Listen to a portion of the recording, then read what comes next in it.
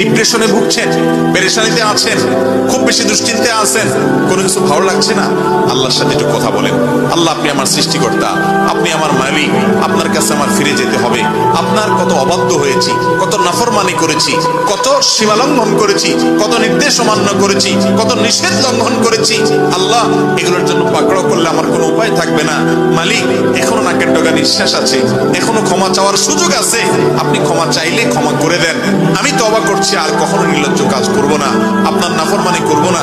আপনি আমার অমুক পাপটা মাফ করে দেন, তমুক পাপটা মাফ করে দেন, আমাকে পাপ থেকে বাঁচায় রাখেন। আল্লাহ, আপনি আমাকে হেফাজত করেন। আপনি হেফাজত না করলে আমি নিজে নিজে বাঁচতে পারবো না। মালিক, আপনি রহম করেন। আল্লাহর সাথে একটু কথা বলেন। আল্লাহর কসম, সালহাতু সঙ্গে বুদি দিল খারাস, আজমুদে এক জামানা খাকে বাস। পাথর হয়ে বহুদিন ছিলেন ভাই, একটু আল্লাহর সাথে কথা বলেন, চোখের পানি ফেলেন, দোয়া করেন। বিশেষ করে ভোর রাতের দোয়া, ভোর রাতের দোয়া, এটা গুলি মিস হলে মিস পাই না।